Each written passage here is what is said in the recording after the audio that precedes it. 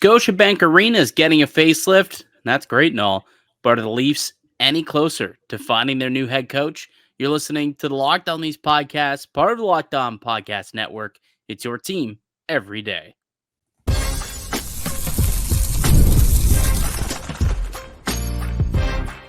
You're Locked On Maple Leafs, your daily podcast on the Toronto Maple Leafs. Part of the Locked On Podcast Network, your team every day.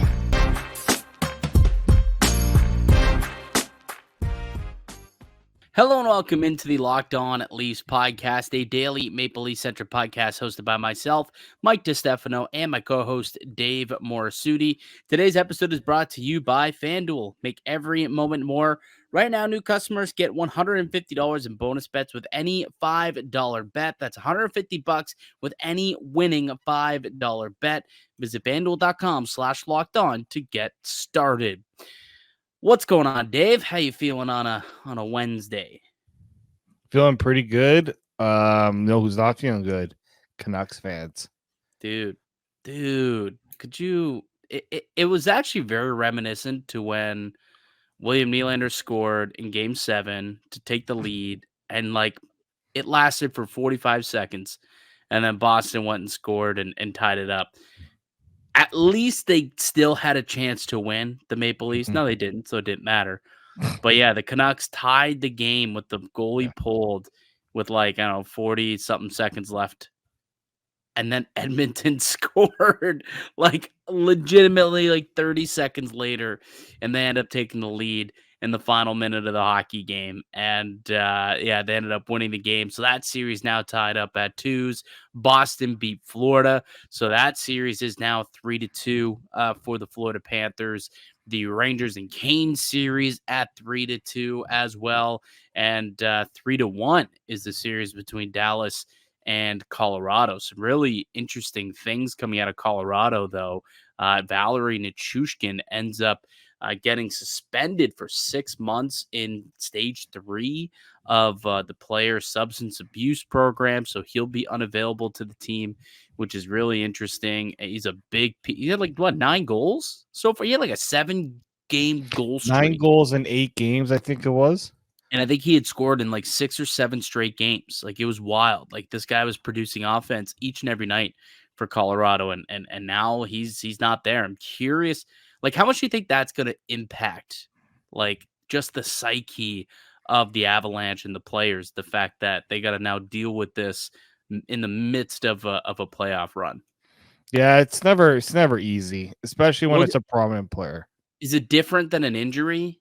Because it's self-inflicted in a way, and look, obviously, the reports are he failed the drug test that he's been battling with, usage, I guess, over the course of his career. So you feel for him in a way, but a couple of his teammates came out and they're basically, he chose to put whatever he did in his body and fail the test. So he's paying the price now. Yeah, it's not great. It's rough. It's rough that teammates have to answer questions right in the middle of a playoff series about one of their teammates having to now go back into the program. I'm sure a lot. Yeah, right. And so you feel for Nichushkin because he's been dealing with this for a bit, but at the same time, it's tough. Teammates have to now do a full one. This came out. I'm sure they knew well before, but it was announced not long before puck drop, and I'm like, they only found out, I think, that morning. I believe they found out at that morning. Maybe that's the night a bit before. of a shock to the system. I think it was announced in team meetings earlier that morning, after morning skate or something, that Nichushkin was going to be away from the team, suspended without pay for 6 months. And the weird part is I was actually having a conversation with Darren Dreger today from TSN, and I wanted clarity on this. And I asked him if the cap is going to be on the books for Nichushkin during the suspension, not through the playoffs, but into next year. Remember, this is a 6-month suspension. He's out until December, I guess. For the first couple of months of next season is when he's able to get reinstated. He has to apply for reinstation, and then he could join the Avalanche again. He'll be off. His cap space will be off the books while he's not with the team, while he is suspended, but if he returns, when he returns, if he's reinstated, they won't be able to spend those cap dollars. Like similarly to how, the Maple Leafs, before they knew what was going on last year with Jake Muzzin, if you recall, prior to him finally getting shut down, they didn't really know what they could do with that money, and they didn't use it for a while until eventually they got the answer that they were looking for. And it turned out that Jake Muzzin was, quite frankly, never going to play hockey again. The second opinion came through and he said, yeah, he can't play.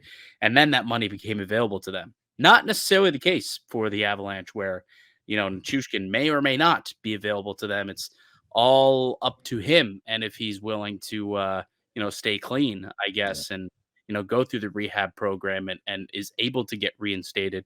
Talented hockey player, really talented hockey player. Hopefully he can get the help that he needs.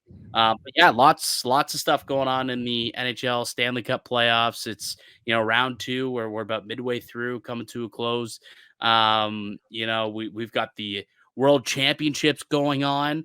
John Tavares, captain, Johnny Toronto, the captain of the Maple Leafs, coming through clutch for Team Canada. What the hell happened there? I mean, for those who are unaware of what happened at the World Championships, Canada was up 6-1 against Austria heading into the third period. That game ended 7-6 in overtime, ladies and gentlemen.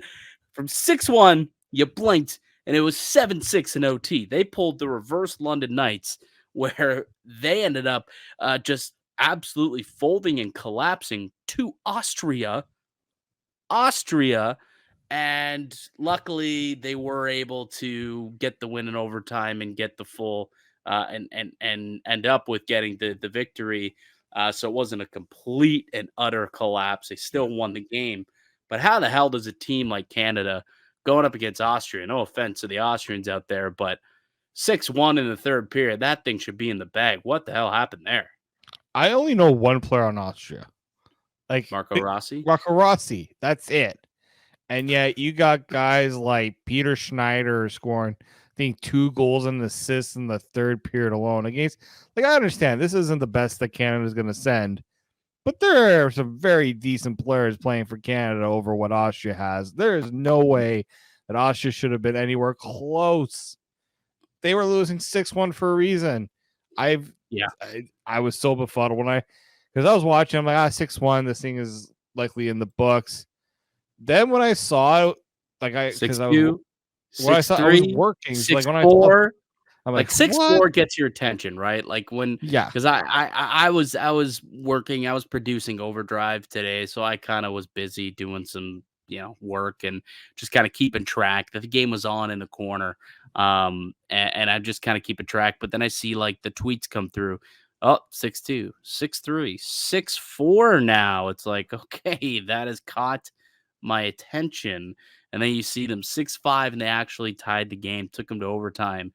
And then Tavares kind of splits the D, or the D they kind of opened up for him, to be honest, for him to walk right down Main Street and rip it past the goaltender and solidify an overtime victory for his team. Not something he was able to do a couple of weeks ago for the Maple Leafs, but he is able to do it for Team Canada today. That said, so Canada, with another victory, I think they're undefeated so far throughout preliminary play as expected, and I think they're at the top of their division. So we'll kind of keep track of what's going on with Canada at the World Hockey Championships. As for what's going on here in Toronto and with the Maple Leafs, some news came out that Scotiabank is getting a kind of a facelift over the summer. Why don't we take a break, come back, get to kind of the nitty gritty of what to expect out of the Scotiabank Arena plans. Doing a little bit of some summer cleaning, I suppose, some spring cleaning at Scotiabank Arena. So we'll talk about that. We're going to play some cosign, no sign as well. So that's all coming up here on the Locked On Leafs podcast, part of the Locked On Podcast Network. It's your team every day. Today's show is brought to you by Policy Genius. Policy Genius is the country's leading online insurance marketplace. It saves you time and money so you can provide your family with a financial safety net starting today.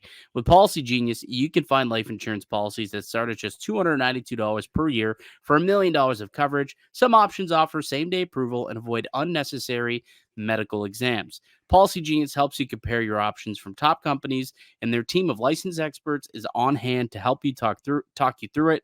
Your work life insurance may not offer enough protection for your family's needs, or even worse, it may not come with you if you leave your job. Policy Genius gives you unbiased advice from a licensed expert support team. They have no incentive to recommend one insurer over the other, so you can trust their guidance. They've got thousands of 5-star reviews on Google and Trustpilot from customers who found the best fit for their needs. Check life insurance offer to-do list in no time with Policy Genius. Head to policygenius.com/lockedonnhl or click the link in the description to get your free life insurance quotes and see how much you could save. That's policygenius.com/lockedonnhl.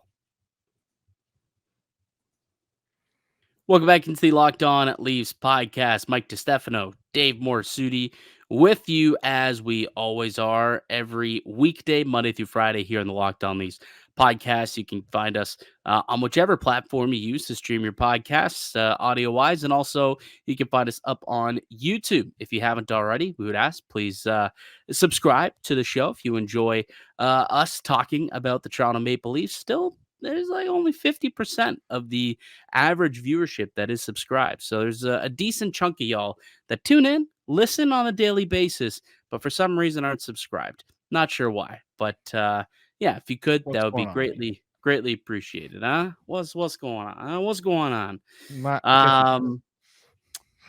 Some news and notes from Leafland. We'll get into kind of the coaching situation a little bit. I think that'll probably come up in some cosign, no sign, which we're going to get into in about 10 minutes.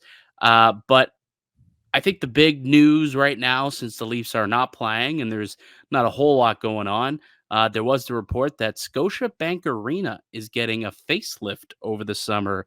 Dave, what are kind of the key highlights from this news here?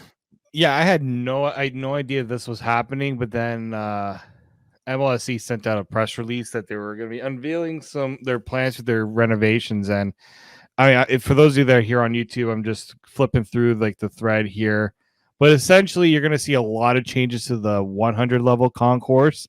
Scanning a fresh facelift with some LED boards going all around. It's supposed to help get you into like the mood of the game, with it being themed for like the Leafs, Raptors, or if there's a concert. There's going to be some like mobile, like new food pickup areas. That's going to be interesting because, you know, we know that the concourse gets a little busy, especially during periods there. Yeah.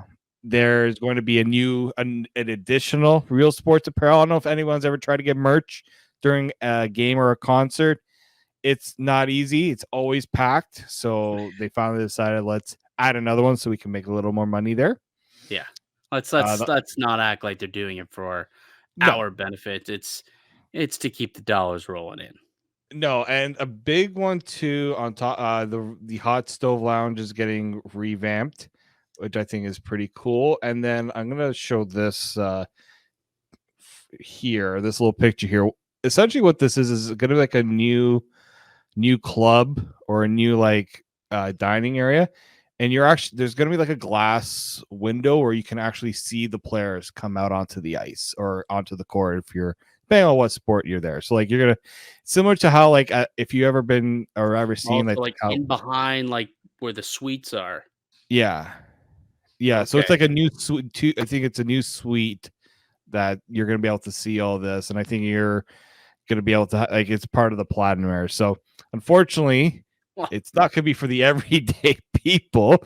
Which I mean, some of these I know some of the comments were like, "Well, this isn't for the everyday people to enjoy." No, it's not. But here's my issue with this, Dave. Is there like a cutoff time? Like, is this for dinner and then at 6:30 like they stop serving, or is this throughout the entire game? Because if that's the case, we're gonna see even more empty seats in the platinums. Yeah. Like you're gonna see people hanging out there all the way through the game. Yeah, I don't know exactly. I mean, that's probably been the biggest criticism is that these people remain in their suites and then it's empty when puck drop happens, which is utterly 'Cause ridiculous. If you're spending that much money, I know you're spending it on the food and stuff, but you're also spending to watch a hockey game well, mostly hockey is the issue. Well, the Like, get out problem is there, a lot people. of the people in the platinums, a lot of people who are there in the suites aren't spending money at all. They're being treated to the Yeah. game, and I think that's a big part of the issue. Like, I've been lucky enough. I got tickets. I got to go watch a game in a casino suite. They've got some platinum seats right in behind the away bench there. I think it was like Mhm. 2 or 3 rows up from the away bench, and um, a couple of people who we had gone with, they stayed in the suite and just watched the game on TV and stuffed their face with all the good food and whatnot that comes through the suites and stuff. And I'm like, why'd you even bother coming? They're like, oh, it was free. I'm like, "What?" Like you wasted your time, you wasted tickets, like what the heck? And I could imagine people will start doing the same thing. I hope that this is like a pregame dinner type of Yeah. arrangement where it's like you make reservations and hopefully you can come. You get here for Mhm. 5 o'clock, you have your dinner, and you're out by 6:30 and you're ready to go for puck drop at 7 o'clock. That's what I Yeah, I hope. hope so I'll too. be pissed. And I think it'd be a real kick in the pants to the players and to the fans if this is open throughout the game and Yeah. people are continuing to sit there all game long.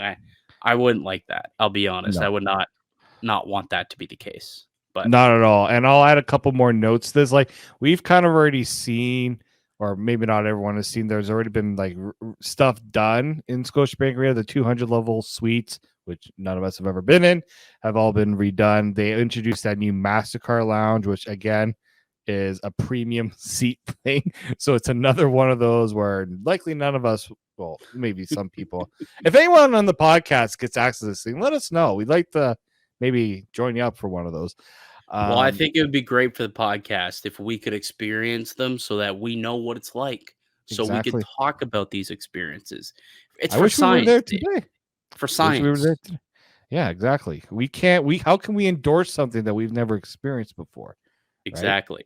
Exactly. So Um MLSC, if you want us to chat up these experiences and these new things that are going on at Scotiabank Arena, you're gonna have to bring us out. You're gonna have to wine and dine us. yeah. Think about that. Think about There's a that. couple of and then a couple of other things. Apparently seat upgrades are not happening, but they are in a future plan. So they are going to be making some changes to seats, which I've never really heard an issue with the seats at Scotiabank, but maybe you Wow. see with what has happened at Rogers Center. Like I don't know if you've Yeah. been to a game there since the renovations. It's it's meant for people now who are regular sized. I'm not talking about bigger people, even Regular just size. regular. But I have a buddy who is tall. He's not Yeah. big. He's tall, and he says like I'm like my knees are hitting the seat because he's like 6'5". Yeah. Like it's Yeah. ridiculous, and they I'll finally say fixed. this for sure for the tall people, but also for the huskier fellas like you and I, they are much more comfortable to Yes. sit in. I will say that. I went to a game earlier this year. I tested out the theory, and since I was able to test it out, right, I could Mhm. talk about it. I have that experience. Gonna have to get that same Yep. protocol done with the people at MLSC. Bring me out. I'd love to go to a PWHL Toronto game next year if they do the games at Scotiabank Arena every now and then. Funny you mentioned that. That's why the PWHL playoffs were not moved to Scotiabank Yeah, because of the the renovations. Renos. The renos are supposed to be done before the Raptors and Leafs season starts. Generally, when it's these separate projects, they actually get done on time, unlike normal city construction projects. And there's not going to be any correlation between ticket prices and renovations being done. So you're not going to see them. You're not going to see. I mean, that's They're what already unaffordable anyways, so I don't. How much more? but I guess How that's much good to more know. can you do? So yeah, it's a lot going on there. I again like it's a 25 years that this building has been open for. So it's nice that they're doing things. But can I just make one? If anyone from MLSC is listening to this, can we please get a new sound system in Scotiabank Arena? it's getting a little pathetic. Let's also not forget the damn thing went on fire a couple of years ago during the Raptors game. during the Raptors game, and like maybe that should have been a sign that things needed to be fixed. I don't know. Some upgrades. That's the one thing I hope that they will upgrade at some point, because it is putrid in my opinion. Well, I'm sure Keith Pelly is tuning into all the local Leaf podcasts to try and get a pulse on what's going on in Leafs Nation. So if you're listening to this one, he's getting Mr. his hands Pelly, dirty, man. He is sledgehammering every single part of that wall. I don't know if you saw That's the right. clip of Keith. That's right. So if you're listening, Dave wants the sound system upgraded as well. That's a Dave Morassutti ask. So you could put that in the budget. Dave Morassutti sound system. Put that on the books. Maybe that's a 2025-26 summer upgrade though. Probably not in this year's budget, but maybe it'll be in next summer's budget, Dave. Yeah, $350 million in renovations. I'm sure they can find a couple of bucks to throw at the sound system. Yeah. Speaking of PWHL, our Toronto sister squad up 2-1 on Minnesota in their round one, which there's only 2 rounds. There's a semifinal and then a final, but they're up 2-1. So they just need to win one more game and they can move on to the finals. Unfortunately, not sure they can be able to do it without Natalie Spooner, who got injured in the last game. Brutal hit. Yeah, brutal hit. And, she's the PWHL leading goal scorer, probably going to be the MVP this year. And really unfortunate that, she's been taken out for the foreseeable future. But hopefully, the sister Leafs can get it done against Minnesota and pull through. Maybe we should get Julia back on the show, actually, to talk on it. Yeah, I think Boston's already advanced. They beat Montreal. Yep, they beat Montreal, eliminated Marie-Philippe Poulin. So no more Marie-Philippe Poulin. She wasn't able to find a clutch goal for Montreal, unfortunately, like she so often does for the Canadian national team. But yeah, so Boston's through, and they'll play one of either Toronto or Minnesota. And game 4 of that series is tonight, actually. Tonight at 8 p.m. So that's game 4. So Toronto wins. They move on to the championship, where they will play Boston, who swept Montreal 3-0. All right, Dave, we'll take one more break. Let's come back. Let's play some cosine, no sign. It's been a while since we've played this game. I think it's got probably pre-playoffs since we've played some cosine, no sign. So let's get into it. Get into some nitty-gritty Leafs chats while we're at it. I'm Mike DiStefano with Dave Morassutti. You're listening to the Locked On Leafs podcast, part of the Locked On Podcast Network. It's your team every day. Today's show is brought to you by FanDuel. It's winner take all in the NBA and NHL, and FanDuel is giving you a shot to bring home a big win of your own. Right now, new customers get $150 in bonus bets with any winning $5 bet. That's $150 on bets on spreads, money line, player props, and more. Visit FanDuel.com/lockedon and make every playoff shot count. FanDuel, America's #1 sportsbook. Welcome back into the Locked On Leafs podcast. Mike DiStefano and Dave Morassutti. We're going to continue with the show and play some cosine, no sign. It's been a bit since we played this segment, but it's one of our favorite bits that we do here on the Locked On Leafs podcast. It's a pretty simple premise for those who are new or haven't listened to the bit before. Basically, we're going to make statements to each other, and if we agree with the statement, we're going to co-sign it. If we disagree, we're going to no sign it. Dave, I'll let you go first. Give me your first one. Let's go with this one. Maple Leafs should prioritize adding a centerman or 2 in the offseason. Prioritize? No sign. Yeah. I'm going to no sign it because I think the priority is going to probably end up being on the back end. Right? Like prioritize, get yourself a stud defenseman, probably another goaltender to go along with Joseph Wall. Like you do still have Tavares. Like it's not like he's junk. Like is he what he used to be? No. But you still like what you have with, Matthews and Tavares down the middle. Potentially you bring back a Max Domi. Maybe you find, that coveted third line center. Maybe, a guy like Easton Cowan is ready to make the jump. Fraser Minton, could he be ready to make the jump and be a 3C potentially? I think you're probably set down the middle. If you can add and it makes sense, sure. But I think if we're talking about where you prioritize this offseason, I think you got to allocate the money to the back end. Like that's what we've been talking about for years now, Dave. So yeah, I'm gonna no sign it. I think the blue line probably should get most of the attention this offseason. Can we just everyone give Mike a round of applause because that was a test and he clearly passed because that's the answer I wanted to hear. Okay, good. Because I didn't want to go with the initially I was gonna like Maple Leafs should go out and bolster the blue line this offseason. I'm like, this is too easy. Easy. I want Mike to work a little bit for this one. So appreciate Perfect. Glad I passed the test. I passed the test on that one. Can you pass the test on this one? The Maple Leafs should absolutely re-sign Max Domi if he's looking for a 4x4 contract. I'm going to co-sign. Do you think that's the number he'd be looking like 4x4? Does that sound? I think if they threw a 4x4 right now, he's taking it. Like we know that when Max are they throwing him a 4x4? Like is that like I honestly? Well, no, I don't know, but I'm saying if they did, like if that's what I know, but like, offer. Do you think he's worth that?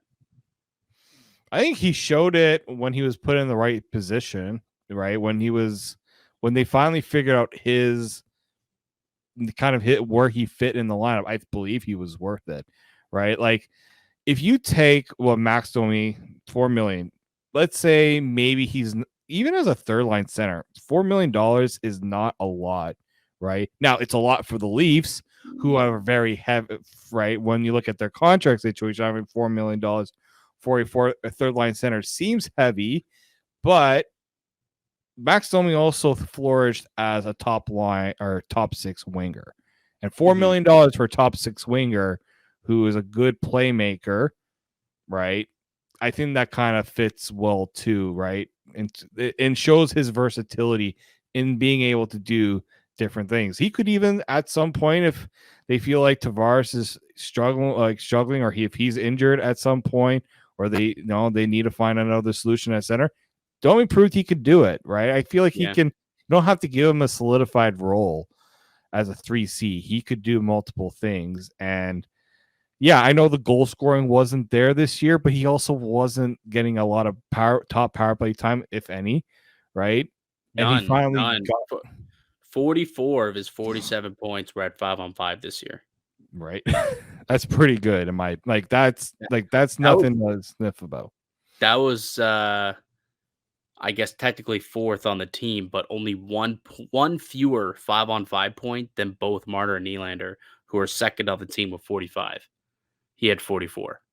Yeah. So when it comes to 5-on-5 production, Domi was right up there with the rest of the top six wingers on the Maple Leafs. If you break it down into per 60 basis, he's better than what Marner and Nylander were able to do at 5-on-5.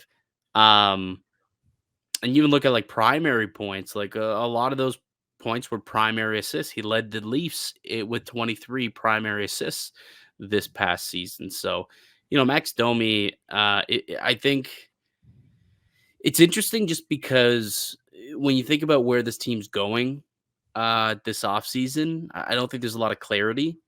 But for me, Domi feels like a guy where if they do move on from Mitch Marner, Domi's a good replacement in the top six, right? A guy who has chemistry, can play, can give you edge, and he can kind of replace. He's obviously not even close to being as good as Mitch Marner. We all know that. But we saw what he did on a line with Austin Matthews. Those guys were pretty solid. Him, Matthews, and Tyler Bertuzzi had a really, really good chemistry at the end of the season.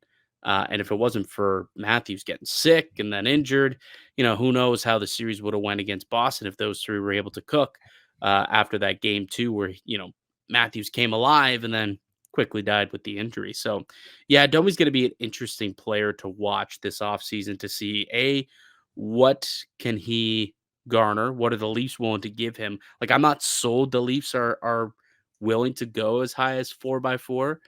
I mean, they gave him a 1-year, $3 million deal last season. Are they willing to go 4x4 this upcoming year at 29 years old? I'm not sold on that.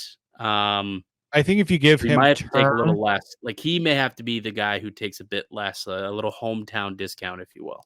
I think what will help is I think the term is where you can get him to consider less money. Like if you're asking him to do a 2-year deal, that might be tough because I think a team is going to offer 3 to 4 years, but I think he really wants to stay here. Like Yeah. there wasn't really a lot of I know it didn't work, it didn't start well, but I think he really embraced everything about being a Leaf, even the ties with his dad. He didn't sometimes that can be a lot for a guy in that situation, and he embraced it. And I feel like that's something like we just had players leave because they couldn't handle Toronto or Mhm. didn't like the culture, however you want to put it. He didn't shy away from that. He embraced it, and I think that's something that should be taken into account as well. Okay, really quickly, let's bang through one more each Okay. here. All right. Maple Leafs will make a trade for a goaltender this offseason. I knew you were going to hit me with a goalie question, which is why I came up with a third question just in case. So I do have another one prepared. Cosign. And I'll tell you why I think the trade is the operative word here. Funny enough, I was looking on FanDuel earlier today, and there's actually a market for who the Maple Leafs should sign as a UFA in the goalie market.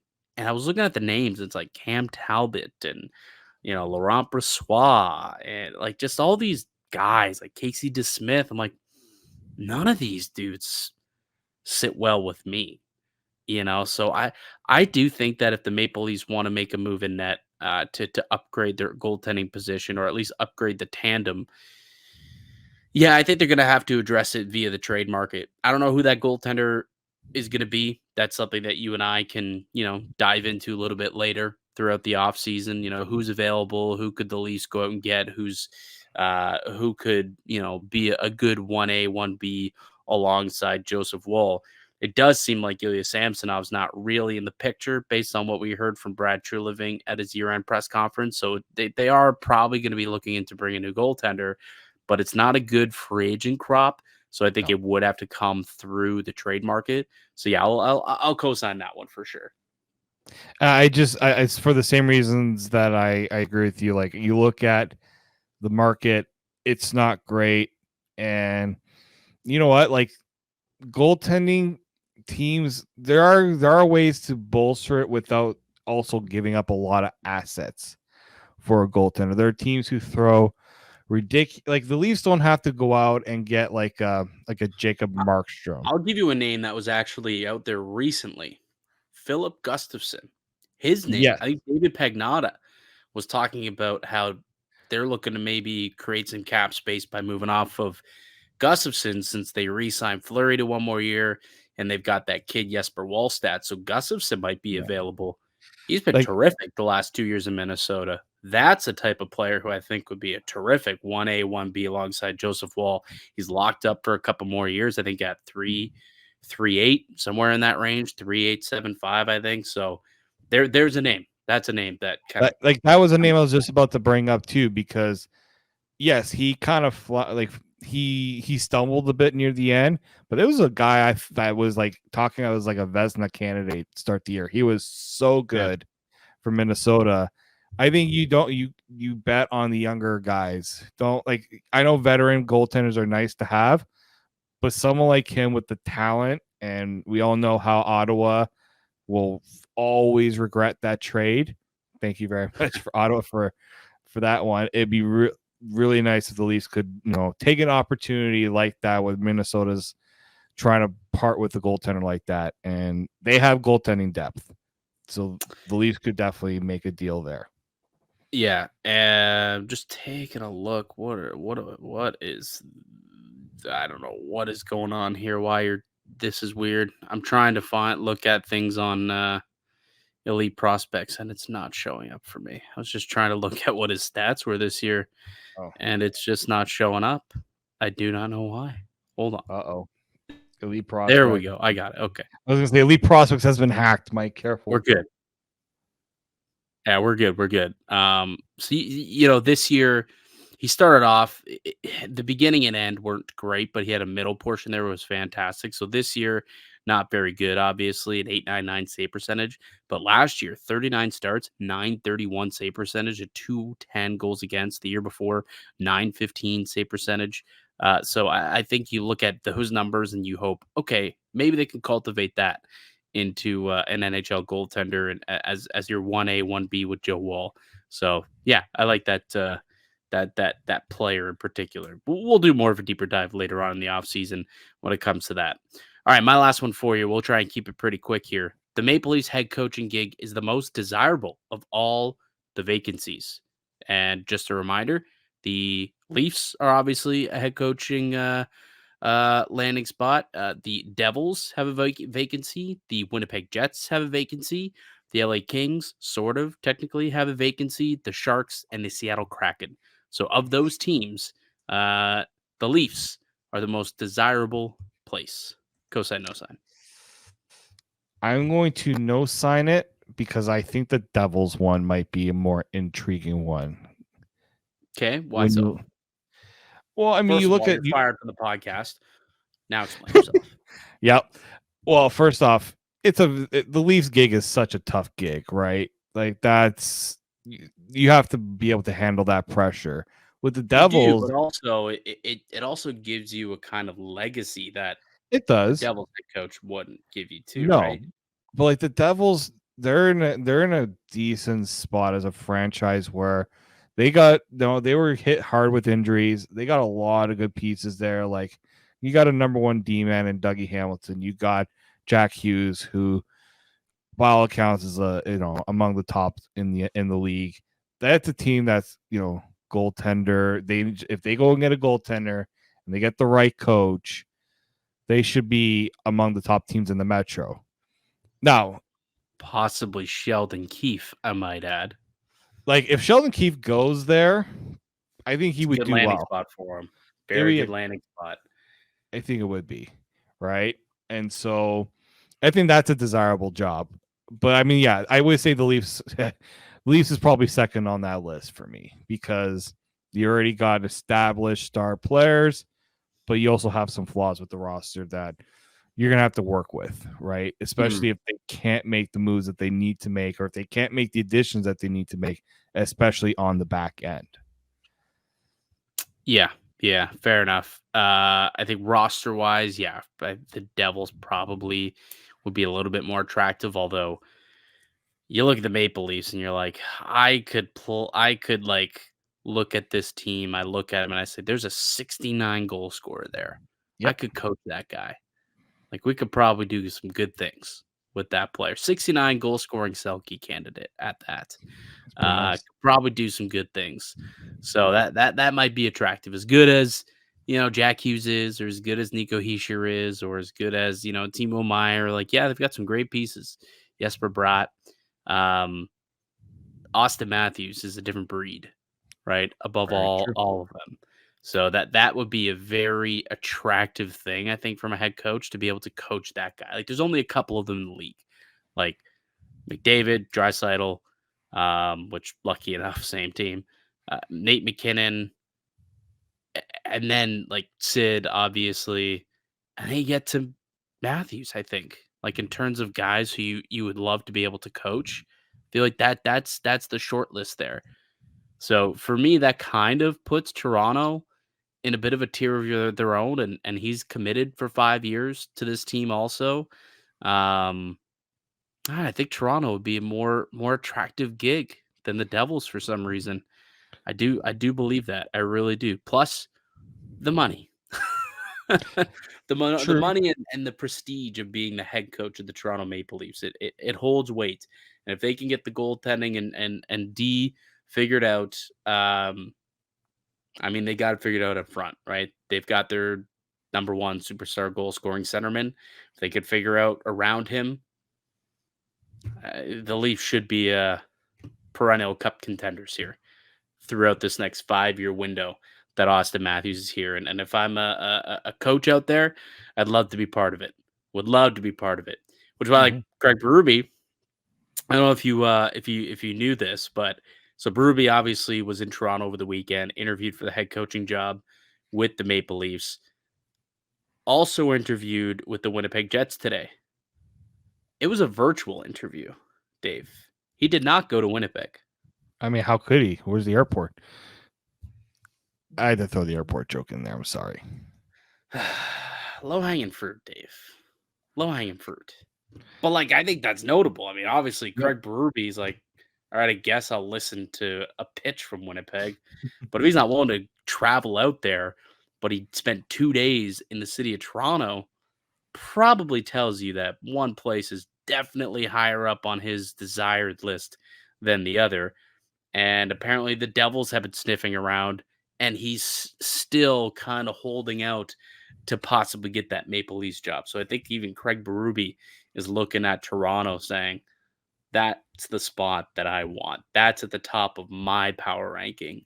But we'll see. We'll see what ends up happening. The Leafs reportedly might be ready to name a coach by the end of the week is kind of what's being reported. They might be waiting to see on Brenda Moore, depending how long that series goes. If Carolina can keep her going or an elimination comes, maybe they ask and see what's up there. But if not, and they move quick, I think Berube will probably end up being the guy. That's just my gut feeling at this point. But as I think Jaron the interviews said, do help the Leafs, like Craig Berube. Yeah, go if you need to go and interview a couple more, gives us a little more time to view our options. Go ahead and do that. It's okay. For sure. Take your time. Yeah, take your time. All right.